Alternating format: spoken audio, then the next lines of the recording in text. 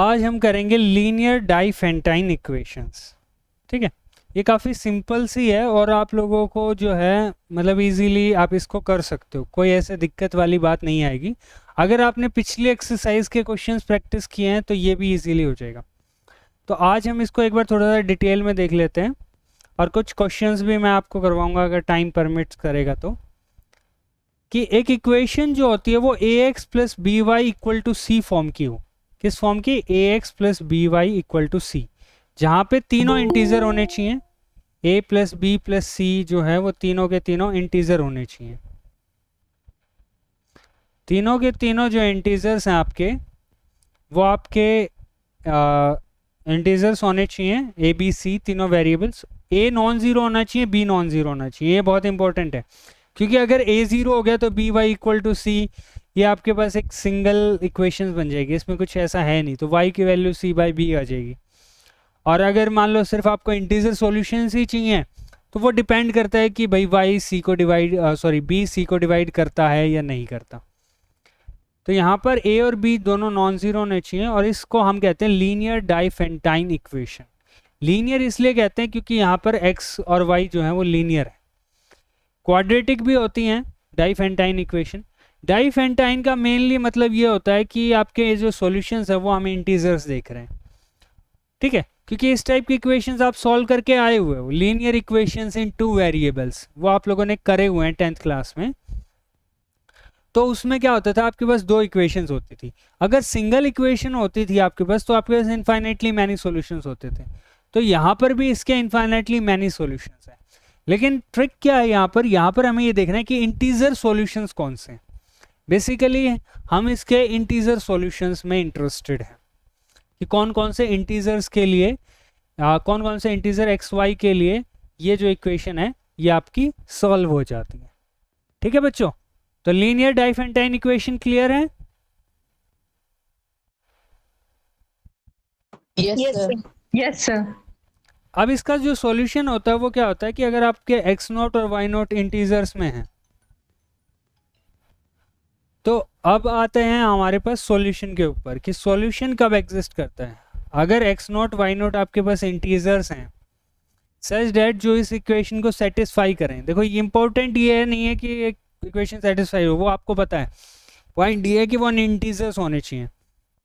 तो हम कहेंगे कि a x plus b y equal to c का एक सॉल्यूशन होता है।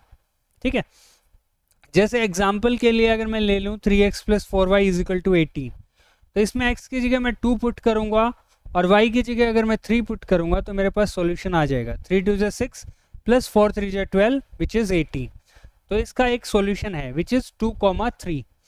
लेकिन कोई भी ऐसा इंटीग्रल सॉल्यूशन नहीं है इस इक्वेशन का 2x plus 4y equal to 5 का, does not have a solution. इसका कोई सॉल्यूशन नहीं है। आप कोई भी इंटीजर वैल्यू पुट करो x और y की, इसका कोई सॉल्यूशन नहीं मिलेगा। ठीक है, पॉइंट क्या है कि 2x प्लस 4y जो है वो इक्वल टू 5 तभी आ सकता है जब मतलब इसका अभी क्राइटेरिया देखेंगे हम अच्छे से डिटेल में कि कैसे हम ये पता कर सकते हैं कि किस डाइफेंटाइन इक्वेशन का सॉल्यूशन है और किसका नहीं है। तो अभी आपको लीनियर डाइफेंटाइन इक्वेशंस क्लियर हो गई ये क्या होती हैं?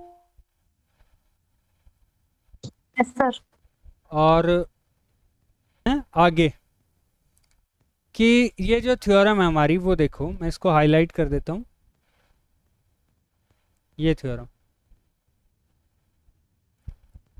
थ्योरम क्या कहती है कि जो लीनियर डाइफेंटाइन इक्वेशन है उसका सॉल्यूशन तभी होगा जब ए और बी का जीसीडी, ये ए और बी का जीसीडी है वो सी को डिवाइड करेगा। तो आप लोग देख रहे हो कि जो हमने फर्स्ट चैप्टर में जो थ्योरम लग करी थी, आप लोग सोच रहे होगे कि भाई ऐसा क्यों हो रहा है या क्यों कर रहे हैं ये सारी चीज़ें। वो ये है कि हर एक इक्वेशन का जो है आपके पास सॉल्यूशन आ जाता है जब भी ए जो है जीसीडी को डिवाइड करता है। आप शायद ये भी सोच रहे होगे कि हम लीनियर डाइफेंटाइन इक्वेशंस क्यों सॉल्व करते हैं। एक्चुअल में क्या होता है, इसको सॉल्व करने के लिए लीनियर मेथड्स तो हैं लेकिन रियल लाइफ में क्या होता है 1.4 1.5 ऐसा कुछ आता नहीं है। अब मान लो आपको पेन और बुक्स खरीदने हो, ठीक है, जनरली आपके केस में नहीं होता है, फैक्ट्रीज में होता है ये। आपको मान लो एक जो शॉपकीपर है उसको पेन और नोटबुक्स खरीदनी है उसको, तो कितनी नोटबुक वो खरीद सकता है, ठीक है। सी उसका बजट हो सकता है, टोटल अमाउंट। वाई जो बी हो सकता है वो रेट हो सकता है नोटबुक का, और ए हो सकता है पेन का रेट। तो वो अपने ऑप्शंस देखेगा कि भाई मैं कितने पेन खरीद सकता हूँ और कितनी नोटबुक खरीद सकता हूँ। अगर मैं अपने पेन के अमाउंट्स बढ़ा दूँ, मान लो मैं पेन 10 कर दूँ, तो मेरे पास क्या, मैं नोटबुक कितनी खरीद पाऊँगा, ये सारी चीज़ें। तो वो इंटीग्रल सॉल्यूशन वहाँ पर चाहिए होता है, क्योंकि आप ये नहीं कह सकते कि भाई तू 3.5 पेन खरीद ले या 3.5 किताब खरीद ले, तो वहाँ पे इसका यूज़ होता है। तो इसका बड़ा सिंपल सा तरीका होता है कि ए और बी का जीसीडी अगर सी को डिवाइड करेगा तो हम ये कहेंगे कि इस लीनियर डाइफेंटाइन इक्वेशन का जो है वो सॉल्यूशन है। अब इसका प्रूफ देखो, हमने क्या माना कि इस इक्वेशन का सॉल्यूशन है, ये हमने मान लिया, और वो सॉल्यूशन हमने कहा कि X not and Y naught है। भाई एक्स नॉट और वाई नॉट इसको सॉल्व करते हैं, एक सॉल्यूशन हमने इसका मान लिया। अब हमें शो करना है कि ए बी का जो जीसीडी है वो सी को डिवाइड करेगा। वेल सिंपल है, ए x not plus b Y not c के इक्वल हो जाएगा, यही सॉल्यूशन का मतलब होता है। अब जो डी है वो ए और बी का जीसीडी है, इसका मतलब डी ए को भी डिवाइड करता है और डी बी को भी डिवाइड करता है। ए और बी को डिवाइड करता है तो इनके लीनियर कॉम्बिनेशन को भी करेगा, a x not plus b Y not. इसका मतलब वो किसके इक्वल है, सी के, तो डी जो है वो सी को भी डिवाइड करेगा। ये चीज़ आई समझ में बच्चों? Yes, sir. Yes, sir. अब इसका कन्वर्स देखो, कन्वर्स मान लेते हैं कि डी हमारे पास ए बी का जीसीडी है और डी जो है वो सी को डिवाइड करता है। अब हमें ये शो करना है कि इस लीनियर डाइफेंटाइन इक्वेशन का एक सॉल्यूशन तो होगा ही होगा। अब क्योंकि डी ए बी का जीसीडी है तो इसलिए ऐसे पी और क्यू होंगे such that A P is equal to B Q plus is equal to D. ये आप जीसीडी को लीनियर कॉम्बिनेशन में लिख सकते हैं। डी डिवाइड सी से आपके पास क्या आ जाएगा, सी इज इक्वल टू डी के।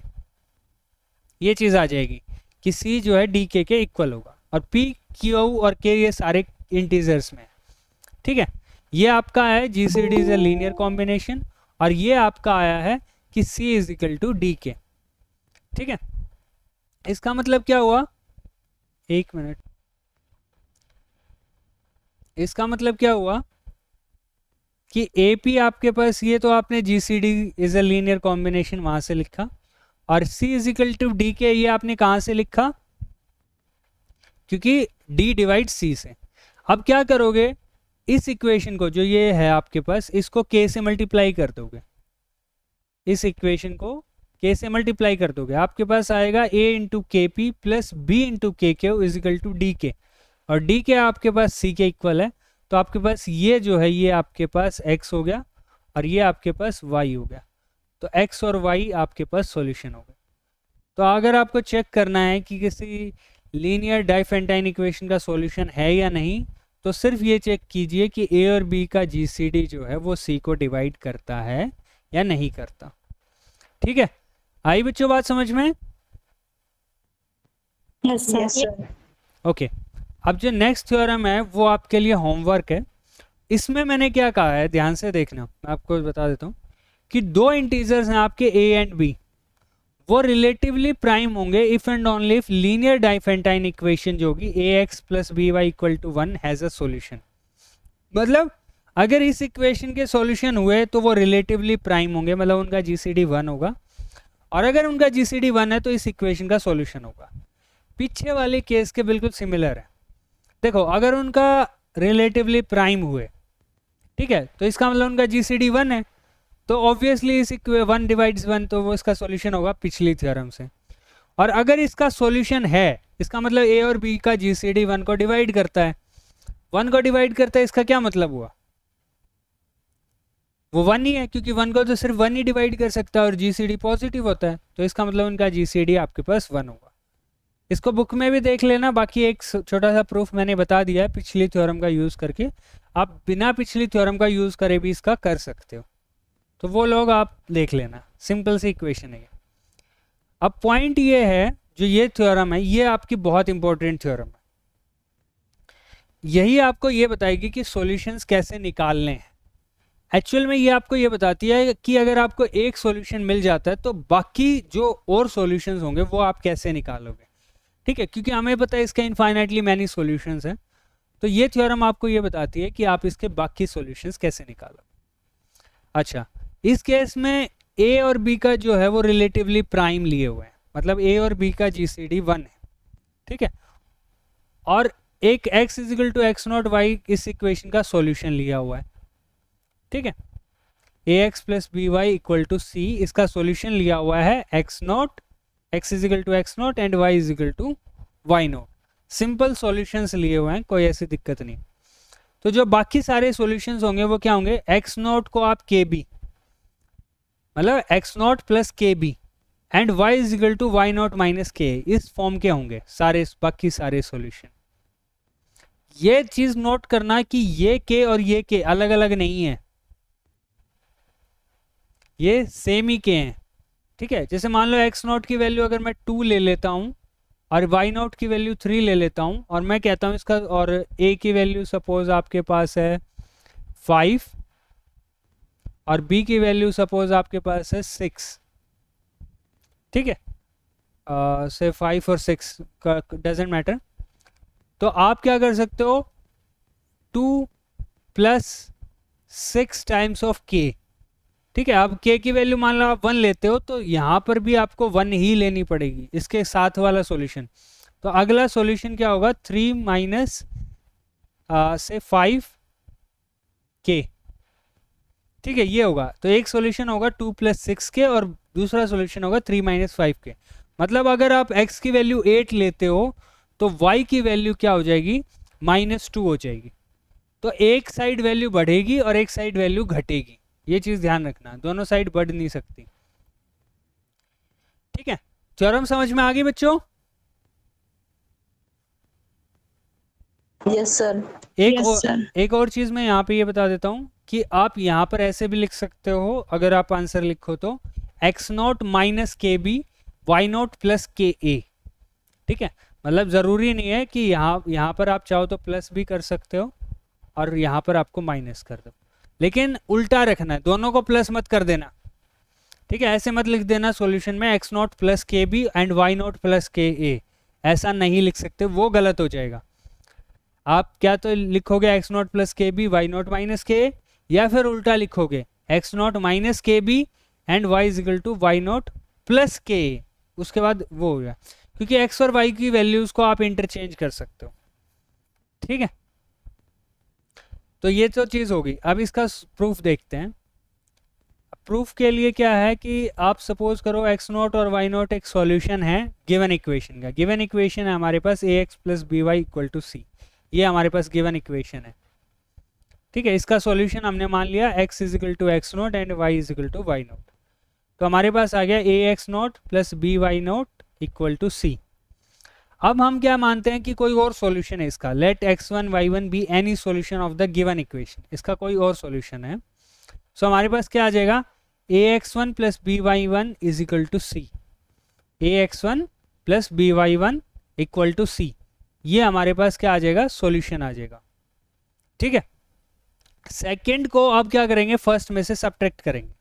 x1 और y1 सॉल्यूशन है इसलिए ये चीज़ आई हुई है, और एक्स नॉट वाई नॉट इसका सॉल्यूशन जो बुक क्वेश्चन में गिवन है वही वाला है। तो 2 को हम फर्स्ट में से सब्ट्रैक्ट करेंगे तो हमारे पास आएगा a x one minus x not plus b y one minus Y not equal to 0। ये तो सिंपल है, सब्ट्रैक्ट किया है और ए को कॉमन ले लिया। अब बी को आप किस साइड ले जाओगे, अपने राइट हैंड साइड, तो ये आ जाएगा minus B Y minus Y naught. यहाँ तक किसी को कोई डाउट हो तो बताओ। No sir. ठीक है, तो यहां से हम क्या कह सकते हैं कि b divides a into x minus x note. देखो b जो है वो इस प्रोडक्ट को डिवाइड करता है, क्योंकि यहाँ पर y1 माइनस वाई नोट क्या है, आपके पास एक इंटीजर है। तो आप क्या लिख सकते हो, this implies b divides a into x minus x note. पर a और b का जीसीडी तो 1 है, इसका मतलब b a को डिवाइड तो नहीं कर सकता। इसका मतलब वो किसको डिवाइड करेगा, x1 माइनस एक्स नोट को। ये गॉस थ्योरम से है। So this implies b divides x1 minus x note. इसका मतलब क्या हुआ कि x1 माइनस एक्स नोट को आप लिख सकते हो b के किसी इंटीजर के लिए, और ये k यहाँ पर फिक्स हो जाता है। मतलब x1 माइनस एक्स नोट क्या हो जाएगा, b के, और k आपका फिक्स हो गया है।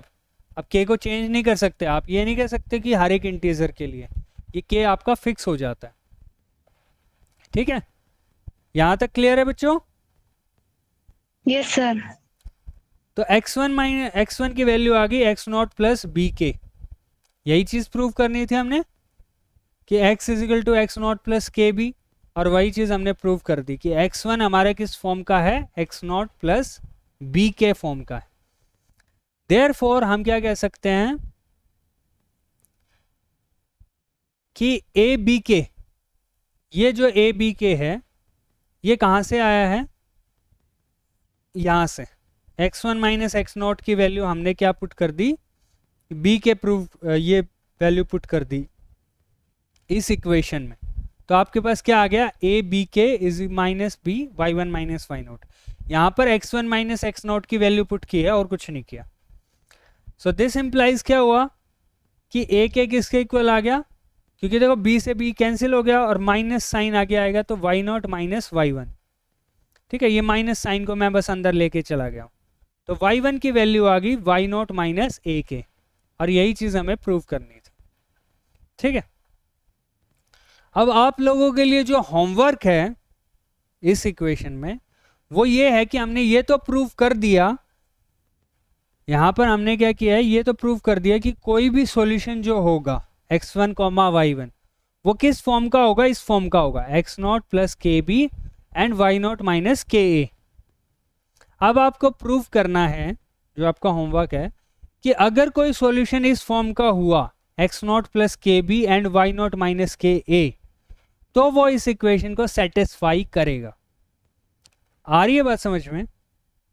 देखो यहां पर आपको प्रूव क्या करना था, ये प्रूव करना था कि जो भी सॉल्यूशन होगा, मतलब k की वैल्यू आप कुछ भी लो, जो भी सॉल्यूशन होगा वो इस फॉर्म का होगा और हर एक k के लिए आपके पास एक सॉल्यूशन होगा।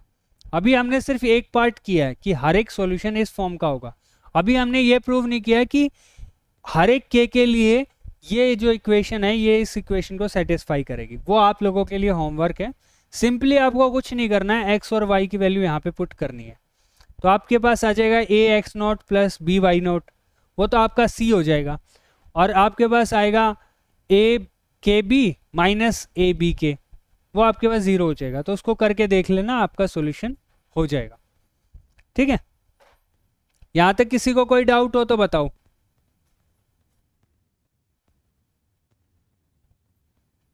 है किसी को बच्चों कोई doubt? No sir. No sir. No. Okay बेटा, अब आते हैं कि लीनियर डाइफेंटाइन इक्वेशंस को हम सॉल्व कैसे करेंगे। तो आज मैं आपको एक ही मेथड बताऊंगा। ठीक है, वैसे दूसरा मेथड कोई है नहीं, वो तो सिंपल सा ही है, उस इक्वेशन में कोई ऐसा कुछ ज़्यादा कुछ करना नहीं होता।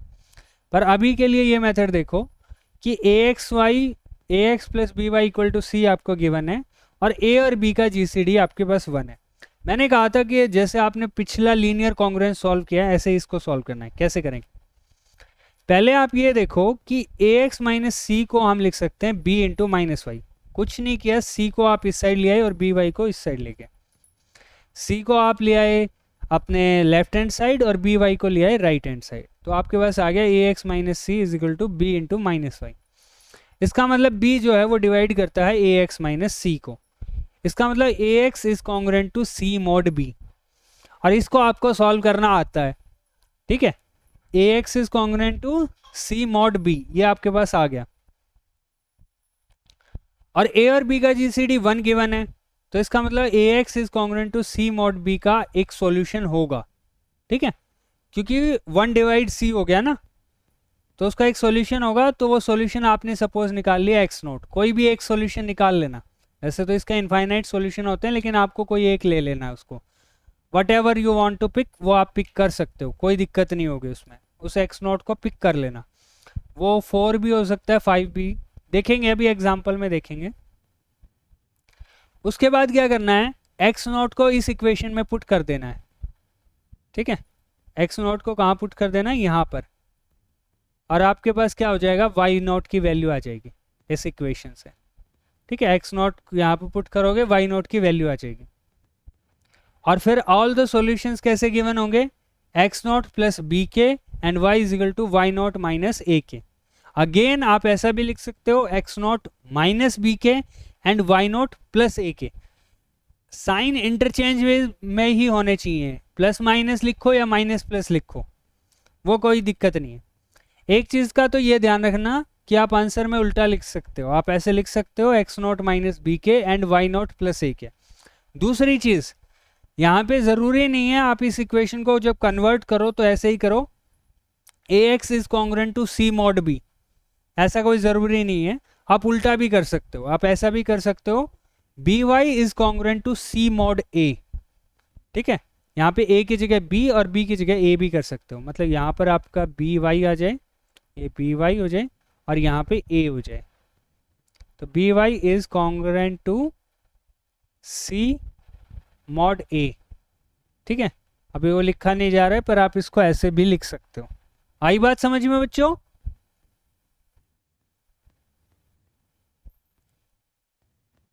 बच्चों को कोई डाउट हो तो बताओ, वरना फिर एक एग्जांपल देखते हैं।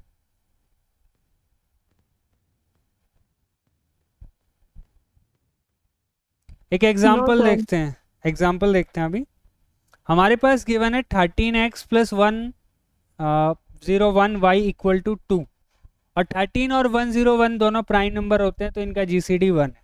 ठीक है, वैसे तो 13 से ही पता चल जाएगा, 13 101 को डिवाइड नहीं करता तो इनका जीसीडी 1 है। तो आप पहले स्टेप में क्या करोगे, अब देखो यहाँ पर मैंने क्या किया है, 100 y is congruent to 2 mod 13 लिया है। क्यों लिया है? क्योंकि मैं चाहता हूँ कि मेरा जो m हो, जो यहाँ पे m है वो छोटा हो, मैं उसको ज़्यादा बड़ा नहीं रखना चाहता।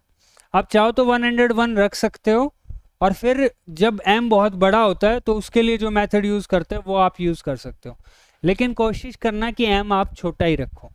ठीक है, तो यहाँ पर आप 101 को इस साइड रखोगे तो 101 y is congruent to 2 mod 13, ये आपने फर्स्ट स्टेप कर दिया। ठीक है, फर्स्ट स्टेप क्लियर है बच्चों? रिप्लाई करा करो जल्दी। Yes sir. वरना मुझे लगता है कनेक्शन टूट गया। फिर आपको क्या करना है, यहाँ पे देखो, अब क्योंकि ये जो a है ये काफ़ी बड़ा है तो हम इसमें थर्ड मेथड यूज़ करेंगे, जो मैंने कल आपको बताया था, थर्ड मेथड, जब a आपका m से बड़ा हो। ठीक है, तो आप क्या करोगे, इसको 13 से डिवाइड करोगे और जो रिमाइंडर आएगा वो देखोगे, तो रिमाइंडर आएगा आपका 13, क्योंकि 13 से समझा होता है 91, विच इज जो गिव्स आपको रिमाइंडर देगा 10। तो 10 इज कॉन्ग्रुएंट टू 100 mod 13। इसका मतलब क्या हुआ कि 10y जो है दोनों साइड y से मल्टीप्लाई किया और कुछ नहीं किया, 10y is congruent to 100 mod y 13।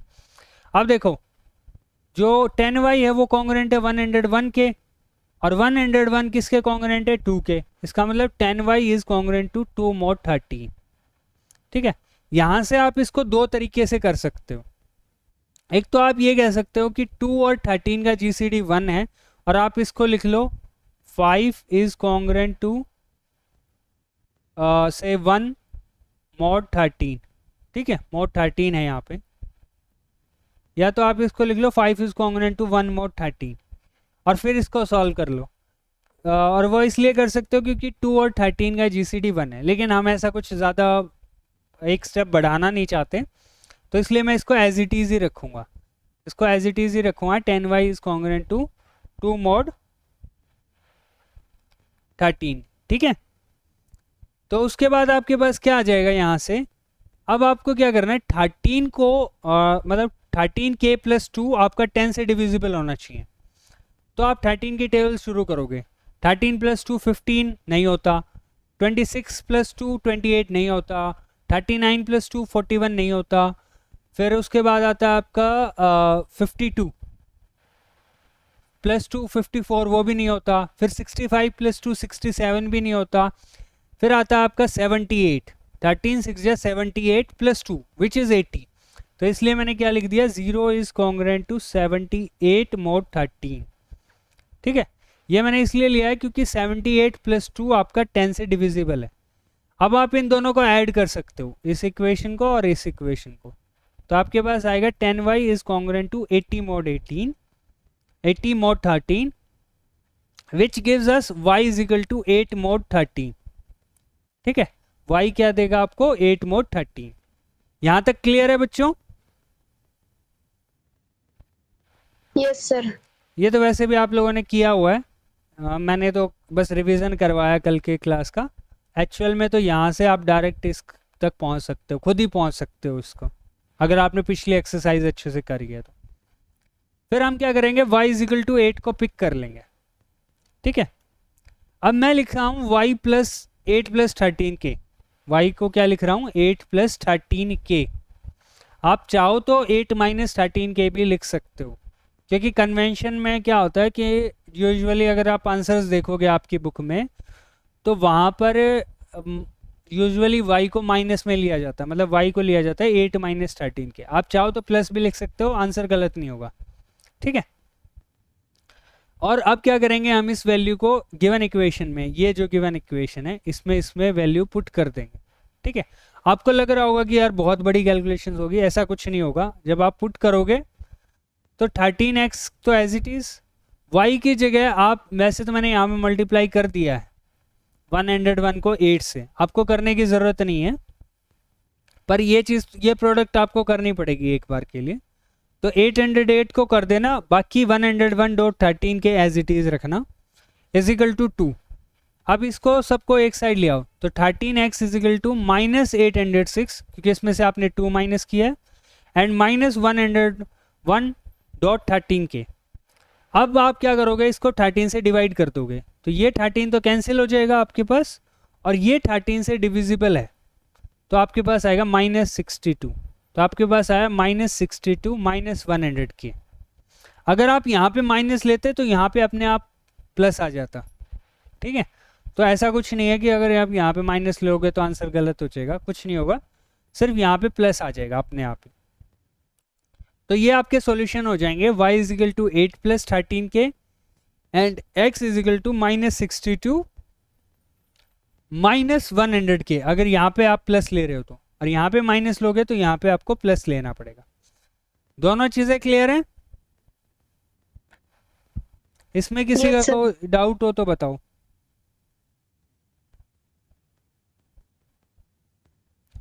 अब जो नेक्स्ट है वो आपके लिए ये क्वेश्चन है, 97x plus 98y is equal to 1000।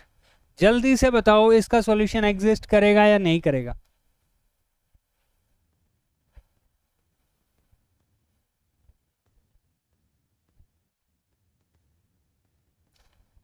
पहले तो 97 और 98 का जीसीडी बताओ क्या होगा।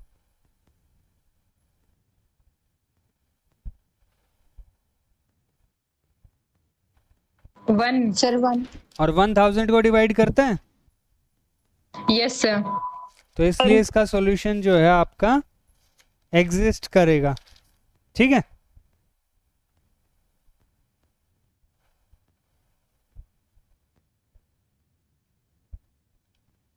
आपकी बुक में इसका आंसर गलत दिया हुआ है, बुक में अच्छा एक और चीज़, सॉरी, बुक में दूसरा है।